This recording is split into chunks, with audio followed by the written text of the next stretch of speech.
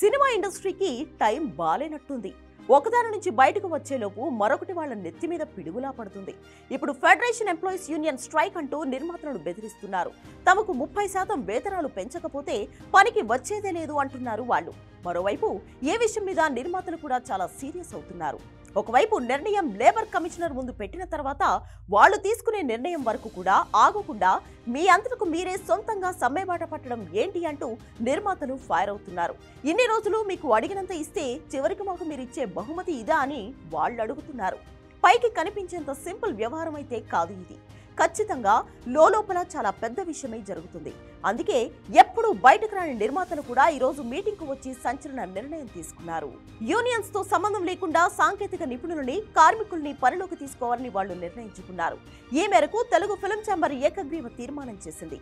నైపుణ్యం కలిగిన workers union లో ఉన్నా లేకున్నా వాళ్లతో షూటింగ్స్ చేసుకోవడానికి సిద్ధమంటున్నారు నిర్మాతలు. ఎంతో మంది సినిమా ఇండస్ట్రీలో పనిచేయడానికి సిద్ధంగా ఉన్నారని, నైపుణ్యం కలిగిన వర్కర్స్ ను యూనియన్లలో సభ్యత్వం కోసం లక్షల రూపాయలు డిమాండ్ చేస్తున్నారు అంటూ మండిపడ్డారు నిర్మాతలు. ఇది ఎంతో మంది కార్మికుల పొట్టకొట్టడమే అని చెప్పారు వాళ్ళు. కార్మికులతో పనిచేసే పూర్తి స్వేచ్ఛ నిర్మాతలకు ఉందని, కనీస వేతనాల చట్టం కూడా ఇదే చెబుతుందని, కోట్లు ఖర్చు పెట్టే నిర్మాతకు ఎవరితో పని చేయించుకోవాలో కూడా నిర్ణయించుకునే హక్కు ఉంటుంది అంటున్నారు ప్రొడ్యూసర్స్. ఔత్సాహిక నిపుణుల కార్మికులతో పని చేయించుకోవడానికి నిర్మాతలందరూ ఏకగ్రీవంగా ఆమోదించడం జరిగింది.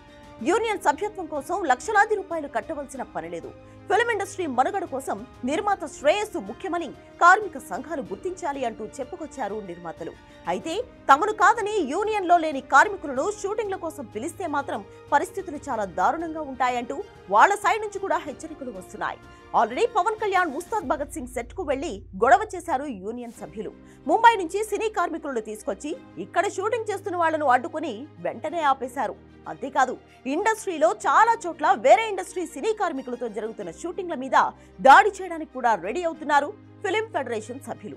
మొత్తానికి ఈ గొడవ చిలికి గాలివానలా మారేలా కనిపిస్తోంది.